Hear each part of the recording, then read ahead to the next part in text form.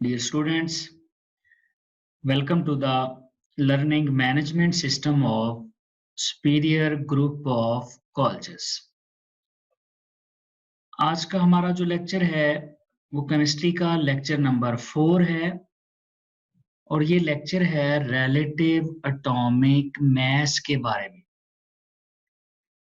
Relative atomic मास क्या है? सबसे पहले डेफिनेशन देखते हैं। Relative atomic mass is the mass of an atom of an element as compared to the mass of an atom of carbon taken as 12.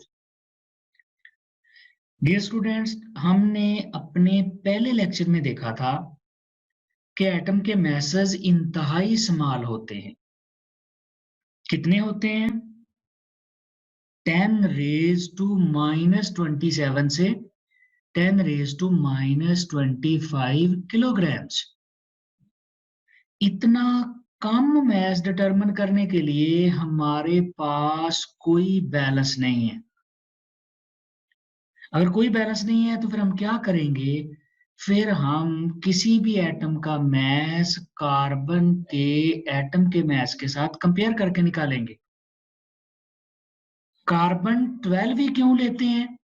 क्योंकि इसका mess 12.0000 होता है, यानी फ्रैक्शन के बाद 4 डिजिट तक ये 000 है।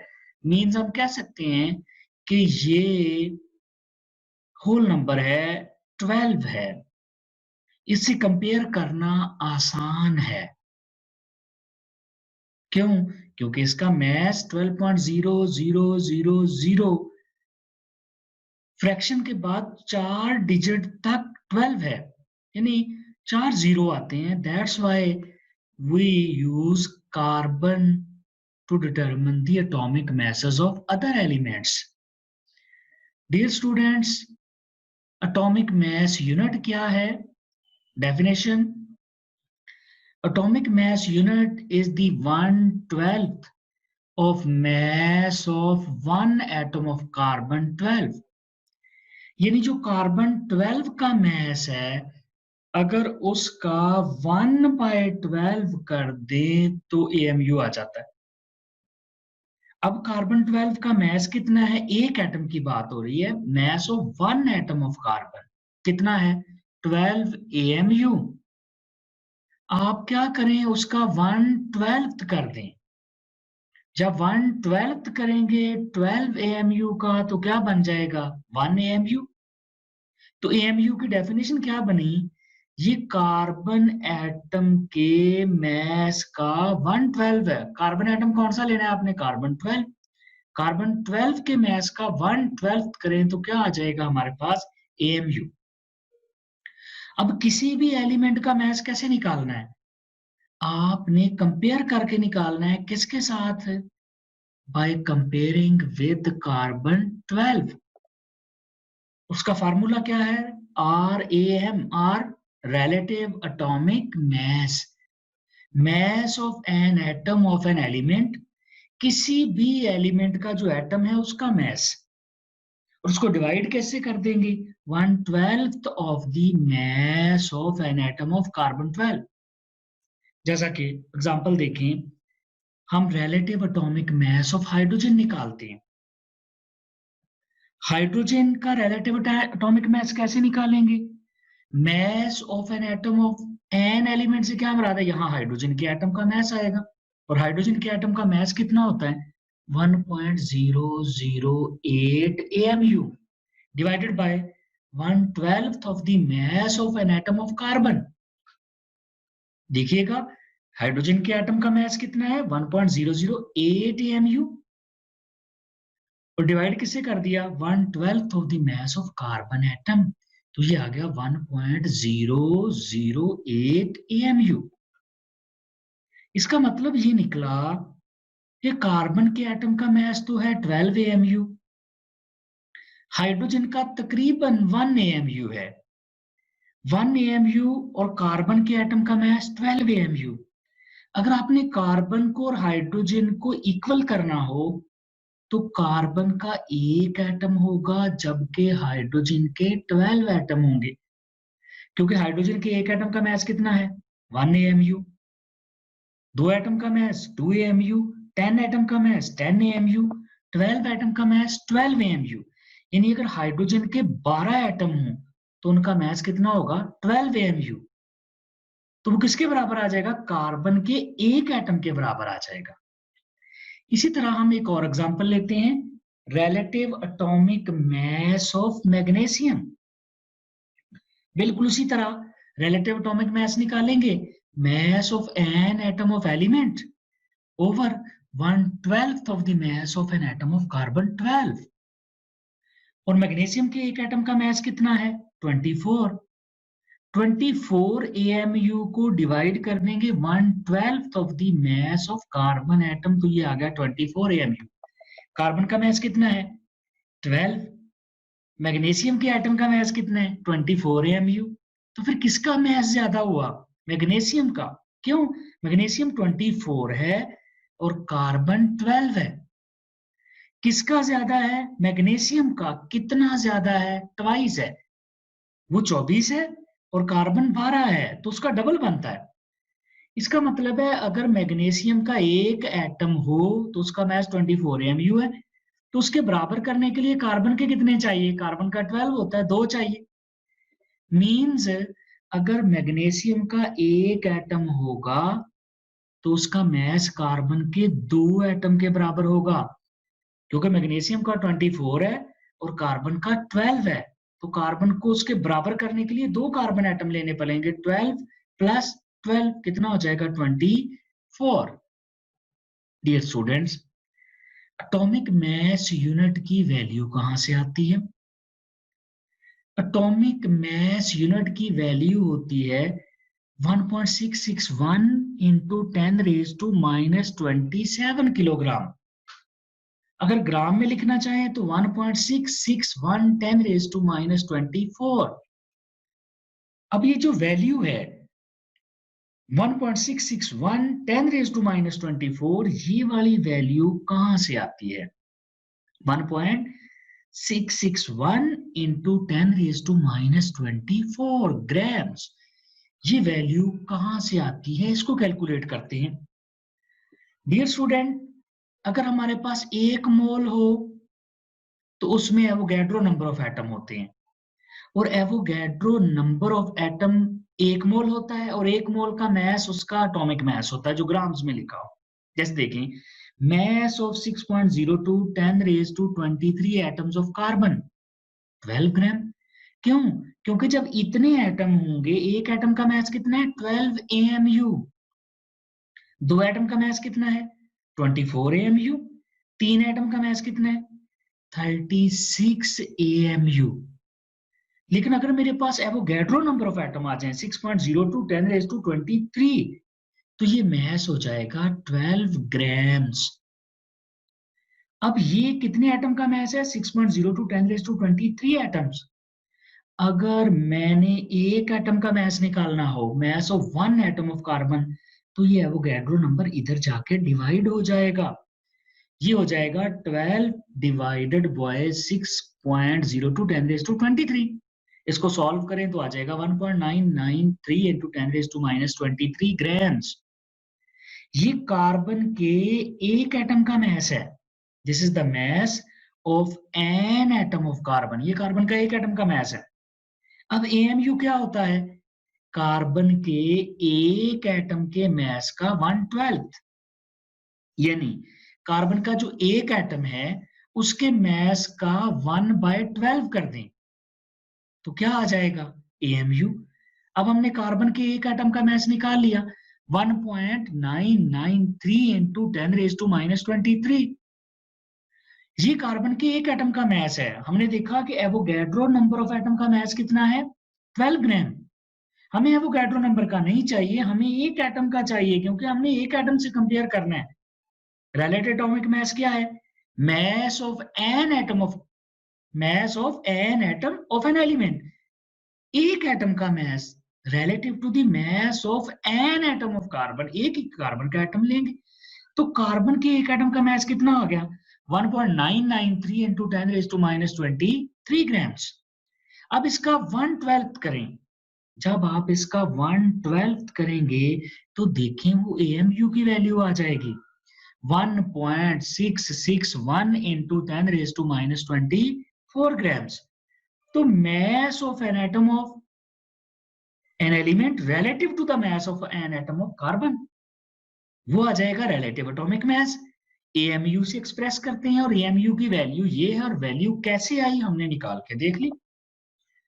डियर स्टूडेंट्स, एक्चुअली ये जो एटॉमिक मास यूनिट है ये एवोगैड्रो नंबर का इनवर्स है। एवोगैड्रो नंबर के इनवर्स को AMU कहते हैं। डियर स्टूडेंट्स, ये जो एटॉमिक मास यूनिट है ये एक्चुअली एवोगैड्रो नंबर का इनवर्स है। एवोगैड्रो नंबर का इनवर्स कैसे देखें, अभी हमने थोड़ी देर पहले देखा कि अगर हमारे पास 6.02 10 raised to 23 atoms of carbon हो तो मास कितना है 12 ग्राम। अगर 1 एटम ऑफ कार्बन हो तो एवोगैड्रो नंबर इधर आके क्या हो जाएगा डिवाइड। मैं क्या करता हूं 12 को साइड पे लिख देता हूं 12 और इसको लिख देता हूं 1 bye Avogadro number 12 into 1 bye Avogadro number. अब 1 बाय एवोगैड्रो नंबर का जब सॉल्यूशन निकालते हैं 1 बाय एवोगैड्रो नंबर का सॉल्यूशन आता है 1.661 10 raised to minus 24 ग्राम्स और ये क्या है ये AMU की वैल्यू है। इसका मतलब है कि ये जो 1.661 10 raised to minus 24 ग्राम्स है ये एवोगैड्रो नंबर का इनवर्स है और ये किसकी वैल्यू है AMU की। तो मैं क्या करता हूं इस वैल्यू की जगह क्या लिख देता हूं AMU, ये 12 वैसे ही रह जाएगा तो ये आ जाएगा 12 AMU। इसका मतलब है ये एवोगैड्रो नंबर का इनवर्स है। अब डियर स्टूडेंट्स, कार्बन का जो एक एटम है उसका मास लिखने के कई तरीके हैं। जैसा कि पहला तरीका देखें 12 AMU, ये एक एटम का मास है, एक एटम का मास AMU में लिखते हैं, this is the mass of one atom. अब दूसरा तरीका लिखने का क्या है, मैं AMU की वैल्यू लिख देता हूं, 12 तो वैसे ही रह जाएगा, मैं साथ AMU की वैल्यू लिख देता हूं 1.661 10 raised to minus 24 ग्राम्स। ये दूसरा तरीका हो गया, एक एटम का मास 12 AMU या AMU की वैल्यू लिख दें। अब हमने थोड़ी देर पहले देखा ये AMU क्या है, AMU एवोगैड्रो नंबर का इनवर्स है, तो मैं इसकी जगह पर 1 over एवोगैड्रो नंबर भी लिख सकता हूं। ऐसे 12 AMU लिखा, AMU की वैल्यू लिखी, AMU की वैल्यू एक्चुअली क्या है एवोगैड्रो नंबर का इनवर्स है, तो मैं तो इस तरह भी लिख सकता हूं। अब इसको अगर मैं सॉल्व करूंगा 12 बाय एवोगैड्रो नंबर तो आंसर आ जाएगा 1.993 into 10 raised to minus 23 grams. ये सारे कार्बन के एक एटम के मास को एक्सप्रेस करने के तरीके हैं। अब आप किसी का 1/12 लें, फॉर एग्जांपल आप पहले वाली वैल्यू 12 AMU, इसका 1/12 लें तो क्या आ जाएगा इंटू 1 over 12 AMU। AMU क्या है कार्बन के एक एटम का 1/12 है। आप इस वैल्यू का 1/12 करें, 12 से 12 कैंसिल हो जाएगा, AMU बच जाएगा, क्योंकि AMU की डेफिनेशन क्या है 1/12 of the mass of carbon atom. आप इसका 1/12 लें, ये उठ जाएगा, 12 कैंसिल हो जाएगा, ये बच जाएगा 1 over Avogadro number. 1 over Avogadro number क्या है AMU है। इसी तरह आप इसको भी सॉल्व करेंगे, इसका 1 over 12 लेंगे तो ये AMU की वैल्यू ही आएगी। तो कार्बन के या किसी भी एलिमेंट के मास को इस तरह से शो कर सकते हैं। फॉर एग्जांपल मैग्नीशियम है तो मैग्नीशियम यहाँ 24 आ जाता, यहाँ भी 24 आ जाता, यहाँ भी 24 आ जाता, और जब सॉल्व करते तो यहाँ 4 आ जाता 1.993 की जगह। डियर स्टूडेंट्स, जैसे हम मास एटम का निकालते हैं कंपेयर करके कार्बन से, ऐसे ही मॉलिक्यूल का निकाल लेते हैं। फॉर एग्जांपल हमारे पास ऑक्सीजन है, ऑक्सीजन का मोलर मास 32, तो एक एटम का मास कितना हो जाएगा 32 AMU, वाटर का 18 AMU, कार्बन डाइऑक्साइड का 44 AMU। ये मैं एक मॉलिक्यूल की बात कर रहा हूं, ये मोलर मास नहीं है। मोलर मास तो एवोगैड्रो नंबर ऑफ एटम्स का मास होता है, ये एक एटम का मास है, एक मॉलिक्यूल का मास है। सल्फ्यूरिक एसिड के एक मॉलिक्यूल का मास 98 AMU होगा। इस तरह से डियर स्टूडेंट हम एक्सप्रेस करते हैं एक एटम या एक मॉलिक्यूल को के मास को। डियर स्टूडेंट्स, आपने लेक्चर सुन लिया, रिलेटिव एटॉमिक मास क्या है, AMU क्या है, रिलेटिव एटॉमिक मास फाइंड कैसे करते हैं, रिलेटिव मॉलिक्यूलर मास भी हमने देखा कार्बन डाइऑक्साइड, वाटर, ऑक्सीजन और सल्फ्यूरिक एसिड का। अब हैं इससे रिलेटेड MCQs। डियर स्टूडेंट्स, पहला MCQ है मास of an atom of oxygen. सोचें, एक एटम का मास बताना है, आपके पास 5 सेकंड्स हैं, वीडियो पॉज करें और सोचें मास of an atom of oxygen क्या होगा। ऑक्सीजन के एक एटम का मास। अब एक एटम का मास शो करने के लिए या तो AMU में लिखिए, 16 AMU वो तो है नहीं कहीं भी, वो तो ग्राम में, इसका मतलब ये एक एटम का मास नहीं हो सकता। एक एटम का मास 32 भी नहीं हो सकता, क्योंकि ये तो एक मॉलिक्यूल का मोलर मास है, उसका एवोगैड्रो नंबर ऑफ मॉलिक्यूल्स का मास है। तो इसका आंसर डियर स्टूडेंट बनेगा B, 2.657 into 10 raised to -23 grams. इसका आंसर बन गया बी। कैसे निकालेंगे? आप 16 AMU लिखें, जैसे थोड़ी देर पहले हमने कार्बन के एटम के मास लिखने के तरीके देखे, देखिएगा ये वाले। 16 AMU लिख दें या 16 into 1.661 10 raised to -24 ग्राम लिख दें, या 16 को एवोगैड्रो नंबर से डिवाइड कर दें। और 16 डिवाइडेड बाय एवोगैड्रो नंबर, जब आप 16 डिवाइडेड बाय एवोगैड्रो नंबर करेंगे, इसको सॉल्व करेंगे, तो हमारे पास आंसर बी आ जाएगा। Next MCQ, mass of an atom of carbon. Dear student सोचें, 5 सेकंड, वीडियो पॉज करें, सोचें इसका आंसर क्या होगा। मास of an atom of carbon is, क्या 12 ग्राम होगा, 12 मिलीग्राम होगा, 12 AMU होगा या 1 AMU होगा? सोच लिया? तो डियर स्टूडेंट, एक एटम जो कार्बन का है उसका मास होता है 12 AMU। तो आंसर क्या बन गया? बी बन गया। डियर स्टूडेंट, नेक्स्ट है कि इस टॉपिक में से शॉर्ट क्वेश्चन कौन से आए हुए हैं पास्ट पेपर्स में।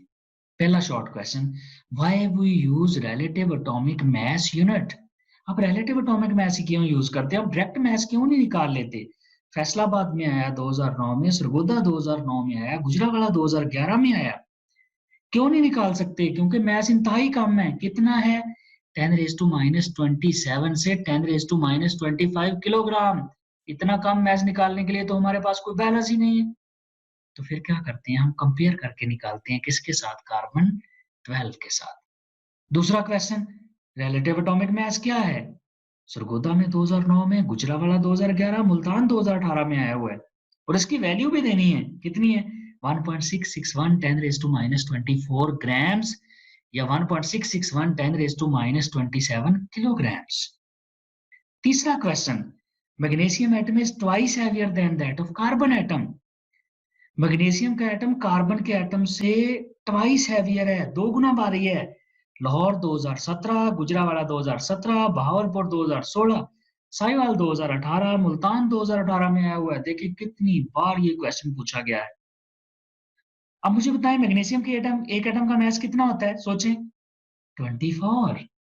और कार्बन के एक एटम का मास 12, 24/12 2:1 की रेशो बन गई। इसका मतलब है magnesium atom is twice heavier than that of carbon atom. ये बहुत इंपॉर्टेंट क्वेश्चन है। ये तीनों क्वेश्चन देखें कितनी ज्यादा दफा पास्ट पेपर में आए हुए हैं। डियर स्टूडेंट, ये था हमारा आज का लेक्चर, रिलेटिव एटॉमिक मास। एटॉमिक मास यूनिट क्या है, रिलेटिव एटॉमिक मास कैसे निकालते हैं, उसको एक्सप्रेस करने का तरीका क्या है, रिलेटिव एटॉमिक मास की वैल्यू इतनी ही क्या है। इतनी ही क्यों आती है 1.661 10⁻²4? Thank you very much.